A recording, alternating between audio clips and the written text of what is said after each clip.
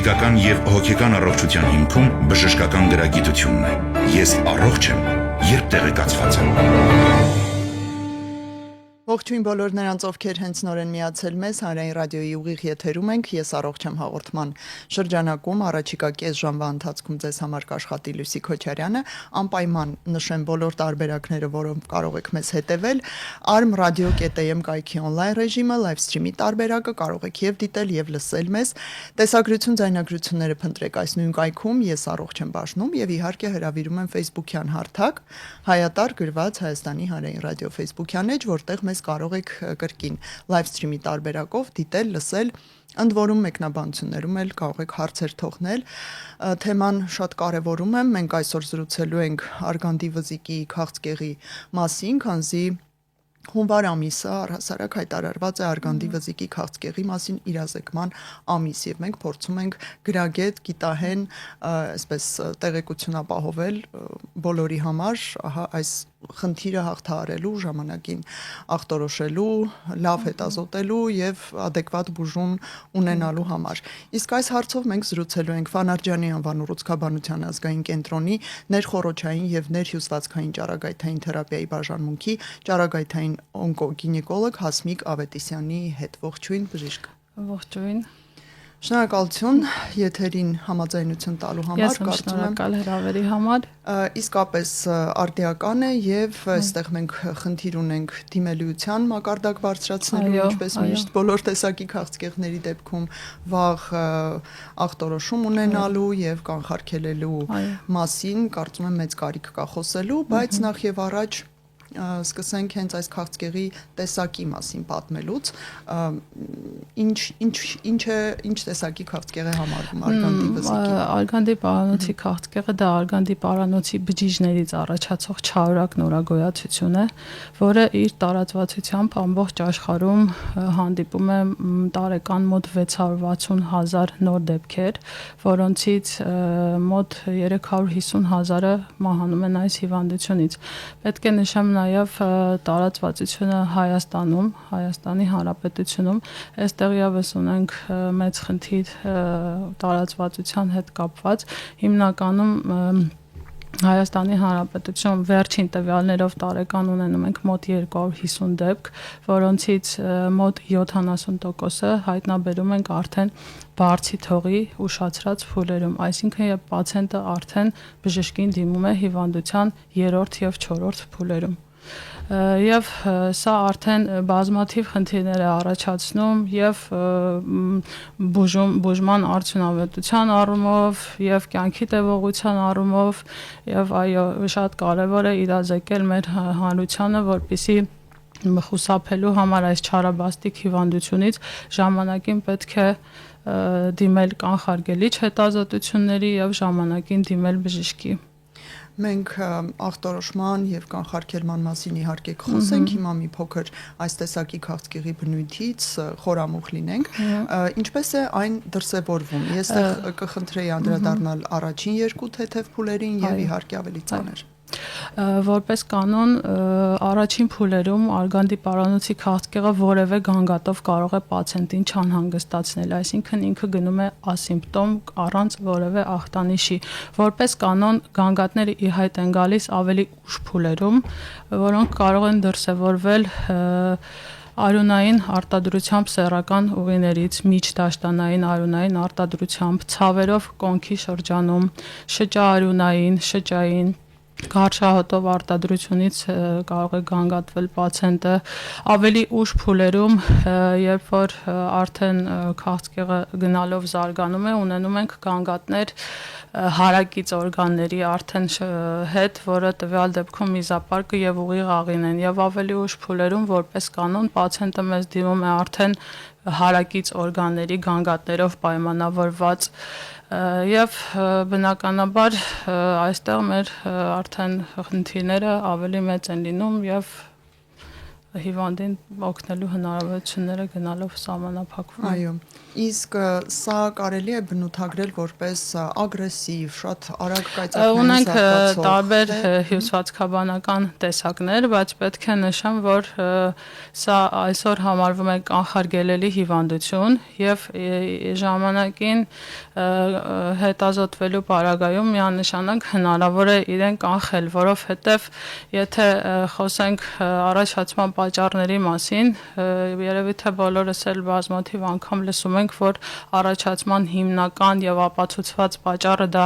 մարդու պապիլոմավիրուսն է, որը որպես կանոն օրգանիզմ ներթափանցում է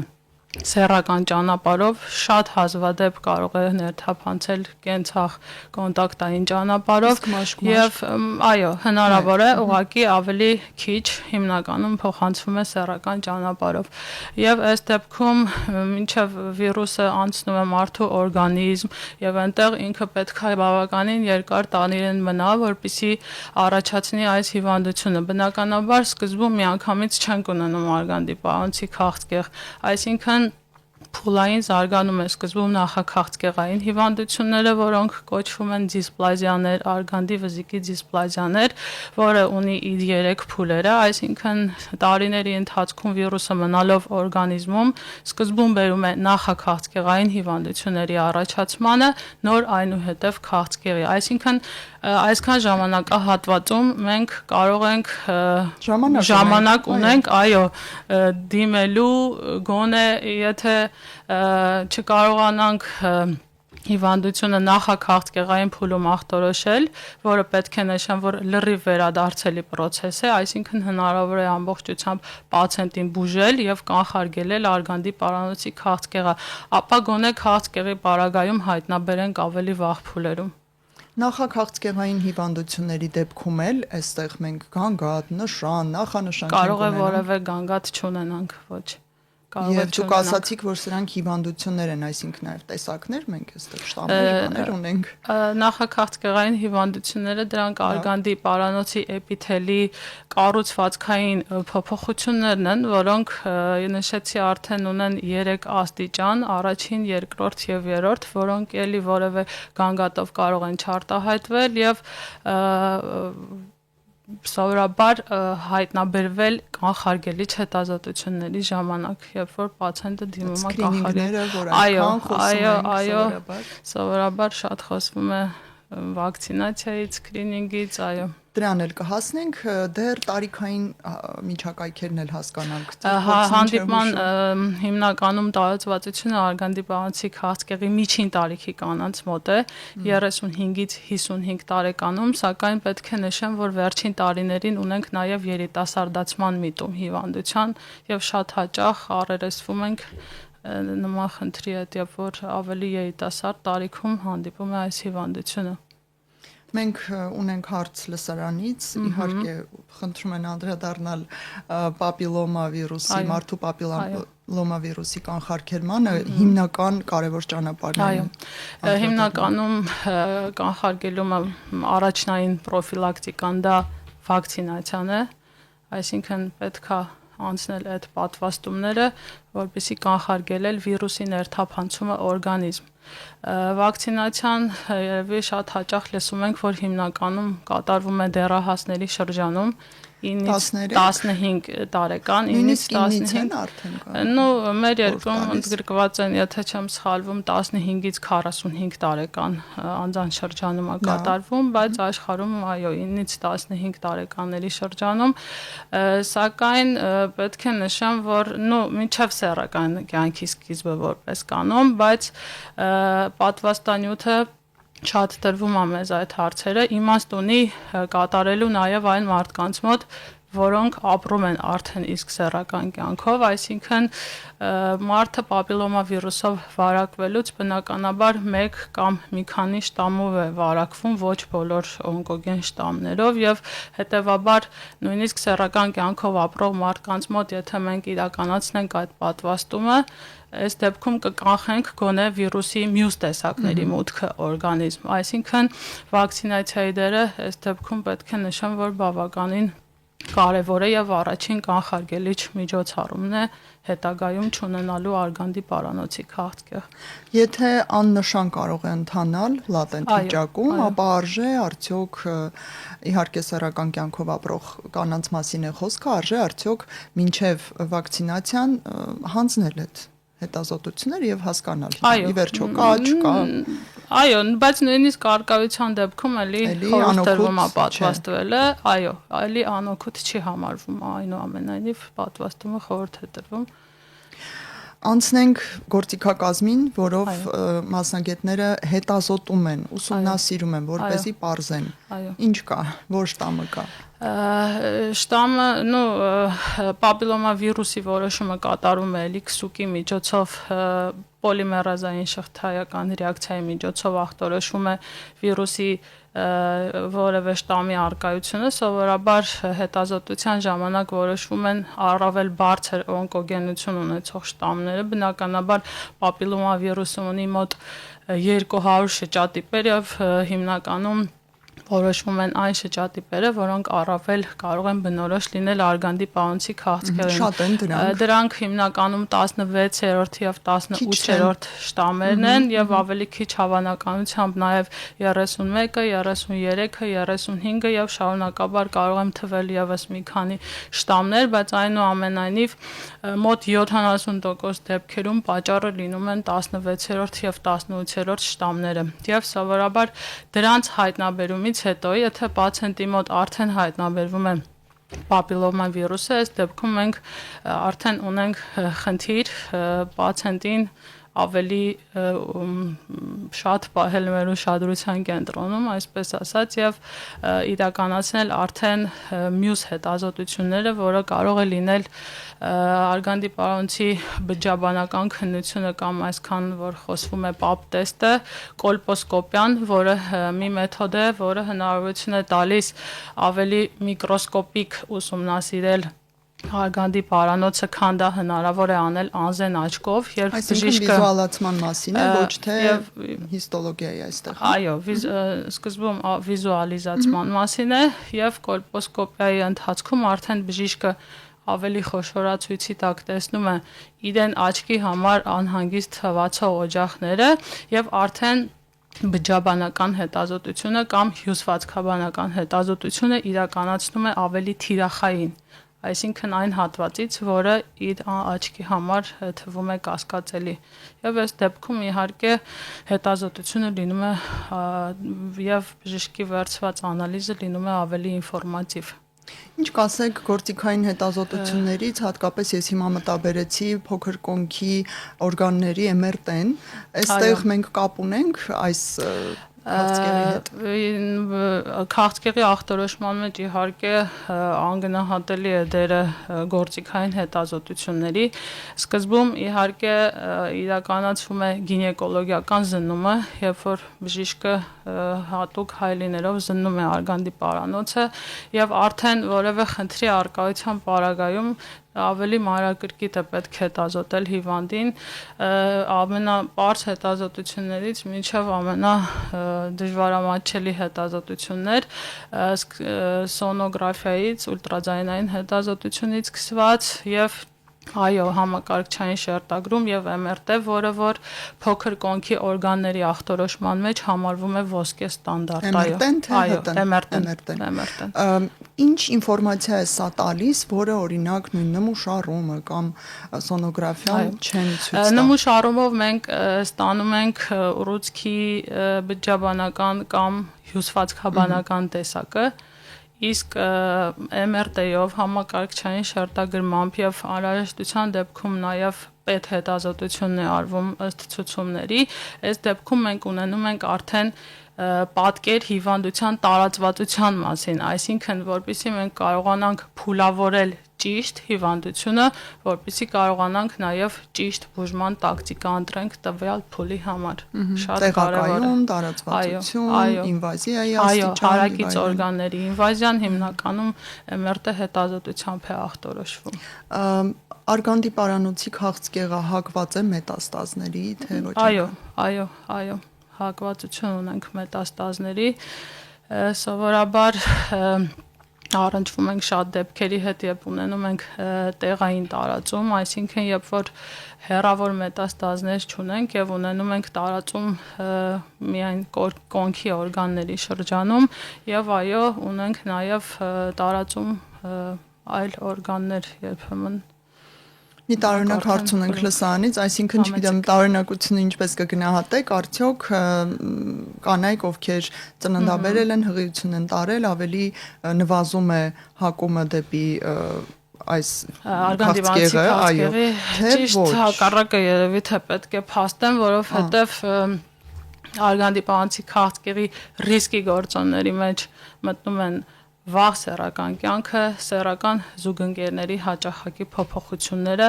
վաղ տարիքում ծննդաբերությունները, հաճախակի ծննդաբերությունները եւ արհեստական ընդհատումները հղիության, դրանք եւս համարվում են նախատրամադրող գործոններ, այսինքն հակառակը բնականաբար հետաքրքիր է այս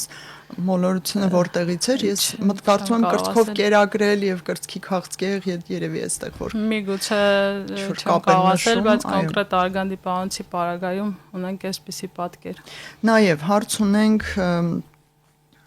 դաշտանադադարի եւ արգանդի պարանոցի քաղցկեղի միջև կապ կա, թե ոչ։ Ռիսկերը բարձրանում են այս շրջանում։ Սովորաբար այո, կա նմանատիպ կարծիք, որ բայց այնուամենայնիվ ես կասեմ, որ պրակտիկայում ես ամեն օր շփվում եմ արգանդիպանոցի քաղցկեղով մարդկանց հետ, մեր բաժանմունքը ճառագայթային թերապիայի բաժանմունքն է եւ մենք արդեն ամեն օր առերեսվում ենք այս խնդրի հետ եւ պետք է ասեմ, որ այդքան էլ ես կապ չեմ տեսնում եւ հնարավոր է նաեւ կլիմաքսի շրջանում շատ կանանց մոտ առաջանում է արգանդիպանոցի քաղցկեղը եւ ես կցանկանայի նաեւ նշել, որ շատ դեպքերում կինը, որը կլիմակտերիկ շրջանում տեսնում է արյունային արտադրություն սեռական ուղիներից, չեմ կարող բացատրել ինչու, բայց շատ դեպքերում համարում են, որ դա կարող է պատահել, լինում ամեկ-մեկ, դա նորմալ է, կարա լինի կնոջ մոտ, ուզում եմ խնդրեմ մեր կանանց եւ մեր հասարակությանը, որ կլիմակտերիկ շրջանում արյան նույնիսկ չնչին քանակության արկայության դեպքում պետք է անմիջապես դիմել բժշկին, որտեղ դա խոսելու է լուրջ հիվանդության մասին շատ դեպքերում եւ պետք չի դրան թեթև նայել ուղղակի։ Հանգիստ, որտեղ դադարի ընթացքում երևի մի փոքր դեռ ֆունկցիոնալություն կա։ Եվ այլն։ Եկեք բուժմանն էլ անցնենք, հասկանանք, թե այստեղ ինչ գործիքներ ունի ուռուցքաբանությունը։ Բուժումը դե արդեն ինչպես նշեցինք կախված է թե որ փուլում է հայտնաբերվում հիվանդությունը, որպես կանոն առաջին փուլերում եթե հայտնաբերվում է, բուժումը վիրահատական է առաջին փուլերում։ Իսկ եթե մենք հայտնաբերում ենք արդեն հիվանդությունը ավելի ուշ փուլերում, այս դեպքում արդեն վիրահատություն անելը հնարավոր չի լինում եւ այս դեպքում պացիենտը պետք է ստանա ճառագայթային բուժում որպես կանոն եւ ճառագայթային բուժումը հիմնականում շատ դեպքերում կարող է զուգակցվել նաեւ քիմիոթերապիայի հետ եւ նույնիսկ առաջին փուլերում եթե պացիենտը վիրահատվում է հետվիրահատական փուլում եւս հաճախ առաջանում է կարիք հիվանդության կրկնողությունները մետաստազավորումը կանխարգելելու նպատակով եւս տալ հետվիրահատական ճառագայթային բուժում հետագայում հիվանդության կրկնողության ռիսկերը նվազեցնելու նպատակով։ Հետաքրքիր է, իսկ այդ դեպքի դոզավորումը տարբերվում է երրորդ, չորրորդ ավելի ծանր դեպքերի որոշակի իհարկե տարբերություններ կան, որոշակի այո տարբերություններ ունենում ենք, բայց այնուամենայնիվ միշտ չի որ արգանդիպանոցի քաղցկեղի բուժումը կարող է ավարտվել միայն վիրահատությամբ նույնիսկ առաջին փուլերում։ Արդյոք առաջին երկու փուլերում հայտնաբերելու adekvat վիրահատություն եւ տարբեր բուժումներ ստանալու դեպքում ռիսկը նվազում է կամ զրոյանում է կրկնվելու, սա է հասկանալ։ Զրոյանալ չեմ կարող ասել, բայց այնուամենայնիվ նախ երևի թե շատ բոլորս լսում ենք 5 տարվա ապրելիություն տերմինը։ Լավ, ինչ է դա։ 5 տարվա ապրելիությունը դա այն պացիենտների տոկոսն է, որոնք ախտորոշման հաստատումից կամ բուժման սկզբից արդեն հաշվվում են որպես տոկոսը, որոնք ապրում են բուժումից հետո, այսինքն մոտ առաջին ստադիաներում 5 տարվա ապրելիությունը մինչև 98% նույնիսկ կարող է Սա հասնել։ լուրջ թիվ է դրական։ Բավականին լուրջ թիվ է եւ ինչի չեմ կարող ասել վերջին փուլերի մասին, երբ արդեն հիվանդության 4-րդ փուլում ունենում ենք այս ցուցանիշի կտրուկ անկում, մինչև 15, նո ամենաշատը 17%։ Եվ հետեւաբար ինչքան վաղ ենք հայտնաբերում հիվանդությունը, այնքան ավելի մեծ շանսեր ունենք բուժելու 5 տարի հետո ուղղակի 5 տարի հետո դա չի նշանակում որ մենք պացիենտին արդեն կորցնում ենք կամ ինչ որ մի բան, այլ դա նշանակում է որ արդեն քաղցկեղի ռեցիդիվելու, կրկնվելու, մետաստազավորվելու ռիսկը արդեն ավելի իջնում է բնականաբար, բայց 0-ի կարծում չի հավասարում։ Մինչև այդ 5 տարվա շեմը որքան ժամանակ մեկ պետք է դինամիկս կողություն Առաջին տարում որպես կանոն մենք մեր բուժումից հետո մի փոքր ավելի հաճախ ենք կանչում պացիենտներին, որովհետև համարում ենք, որ հիվանդության կրկնվելու հաճախականությունը եւ նաեւ որոշակի հետ ճառագայթային ռեակցիաները վաղ ախտորոշելու եւ ժամանակին լուծումները գտնելու նպատակով ավելի հաճախ ենք կանչում եւ ամեն տարի այդ ինտերվալները ավելի մեծացնում ենք պացիենտի եւ այստեղ եւս կցանկանայի հորդորել մեր կանանց, որ բացի ժամանակին դիմելուց մեր կողմից արված բուժումներից եւ լավ արդյունքներից հետո իրենք միշտ հիշեն, որ այս հիվանդությունը պահանջում է դինամիկ հսկողություն եւ անպայման նորից հետեւողական լինեն, որ գոնե այդքան մեծ դժվարությունները հաղթահարելուց հետո իրենք անպայման ներկայանան իրենց ստուգումներին։ Կարծում եմ առավել եւս պետք է դինամիկ հսկողությունը սկրինինգները էլի շարունակել, որովհետև եթե օրգանիզմը ցույց է տվել, որ ինքը որոշակի նախատրամադրվածություն ունի, ապա արխային լինել ճակերտավոր պետք չէ։ Այո։ Կանխարգելմանն էլ հստակ անդրադառնանք։ Գարդասիլը վակցինացիան պարզ է, իսկ հետազոտություններից ինչ անցնել, որ տարիքից, քանի տարին մեկ։ Կարծում եմ արդեն երբ մարդը սկսում է, երբ կինը սկսում է ապրել սեռական կյանքով, արդեն ինձ թվում է պետք է պարբերաբար այցելել վակցինացիայից արդեն խոսեցինք, որ այո, Gardasil-ն է Հայաստանի Հանրապետությունում գրանցված քառավալենտ պատվաստանյութը, որը ուղղված է իմ նշած առավել հաճախ հանդիպող շտամների դեմ 16-րդ, 18-րդ, ինչպես նաև 6-րդ եւ 11-րդ շտամների դեմ եւ Եվ պետք է նաև հաջորդ этаպում հանձնել պապիլոմա վիրուսի անալիզը։ Եթե այն կանանց շրջանում, որտեղ պապիլոմա վիրուսը դրական է, այս դեպքում հսկողությունը իրականացվում է ավելի խիստ։ Այսինքն բժիշկը կարող է կանչել 6 ամիս հետո, կարող է կանչել 1 տարի հետո։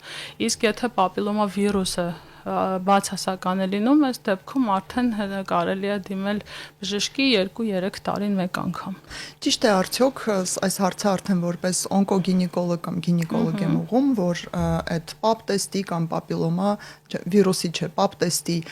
նմուշարումը հատուկ ինչ որ բարդ ձևով է, որը հաճախ սխալ են վերցնում եւ այս կերպ բաց են թողնում։ Ունի, այո, ճիշտ վերցնելու խնդիր, բայց վստահեցնում եմ, որ կատարվում է ճիշտ եւ մենք համադրում ենք մեր աչքի տեսածի, ձեռքի շոշափածի եւ մնացած տվյալները եւ կարծում եմ ճիշտ վերցվում է, թող վստահաբար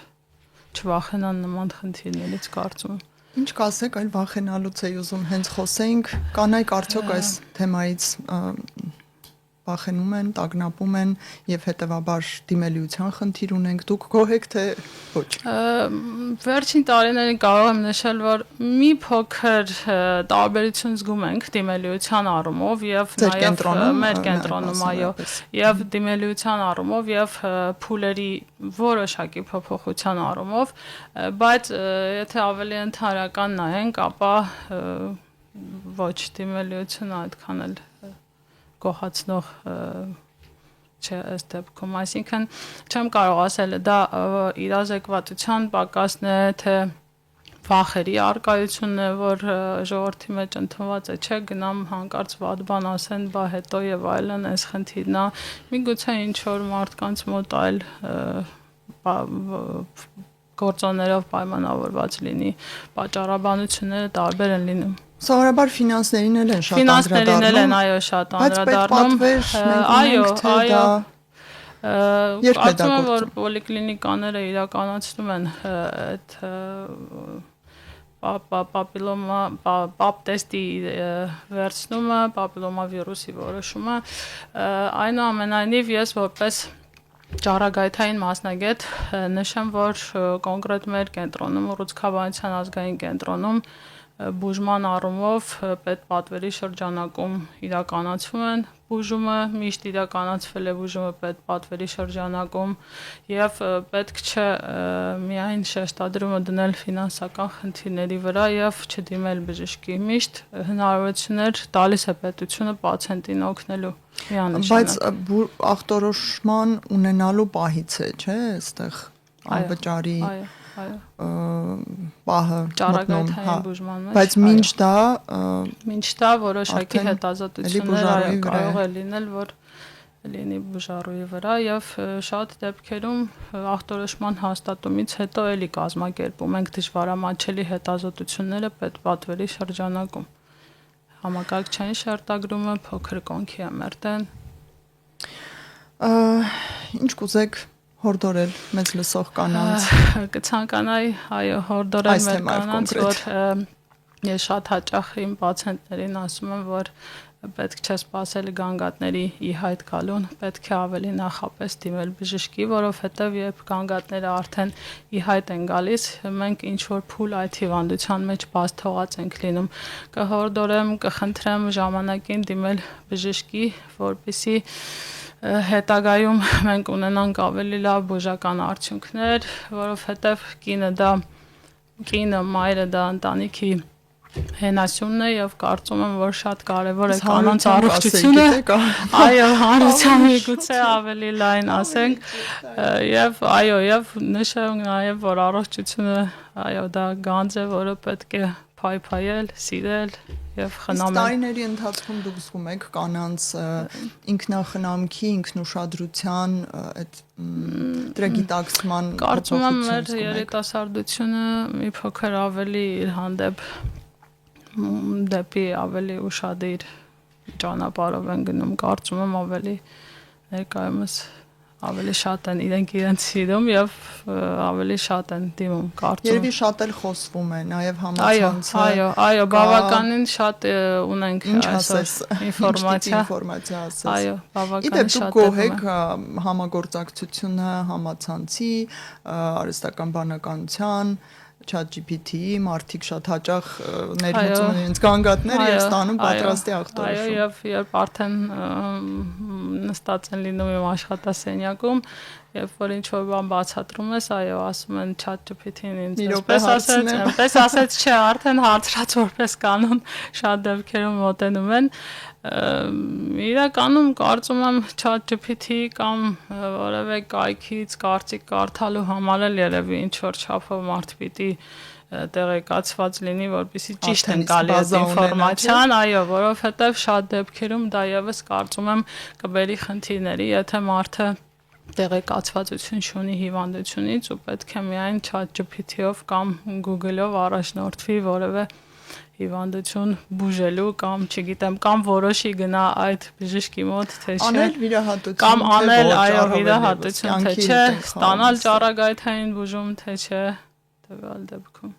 Այսինքն դեռ այս բոլոր պորտալները, հավելվածները չեն կարող փոխարինել համարտկային գործոնի բժշկագիտության մեջ։ Դեռ հեռու ենք դրանից։ Հաճախ ասում են, ինչքան ենք հեռու չեմ կարող ասել, բայց կարծում եմ, որ շատ օգնում են իհարկե, բայց կարծում եմ, որ մարդկային գործոնի ամբողջությամբ դուրս գալու համար դեռ շուտ է։ Լավ, շնորհակալություն։ Ես հիշեցնեմ, որ հունվար ամիսը Արգանդի պարանոցի քաղցկեղի մասին իրազեկման ամիսն է։ Հուսով եմ, որ կհետևեք մեր ուղղորդումներին, ժամանակին դիմելու, կանխարգելիչ քայլեր ձեռնարկելու, սկրինինգային ծրագրերին մասնակցելու եւ որքան հնարավոր է վաղ, այսպես հայտնաբերել ցանկացած խնդիր, որովհետեւ դա խնայելու է ձեր ժամանակը, ֆինանսական ռեսուրսները, հույզերը, ամբողջ օրգանիզմի առողջությունն ու վիճակը։ Մենք զրուցեցինք Ֆանարջյանի անվան ուռուցքաբանության ազգային կենտրոնի ներխոռոչային եւ ներհյուսվածքային ճարագայթային թերապիայի բաժանմունքի ճարագայթային օնկոգինեկոլոգ Հասմիկ Ավետիսյանի հետ։ Շնորհակալ ենք ձեզ այս կարևոր հարցազրույցի համար։ Ձեզ համար աշխատեց Լուսի Քոչարյանը եւ ցտեսություն բոլորին։ Ֆիզիկական եւ հոգեկան առողջության հիմքում բժշկական գրագիտությունն է։ Ես առողջ եմ, երբ տեղեկացված եմ։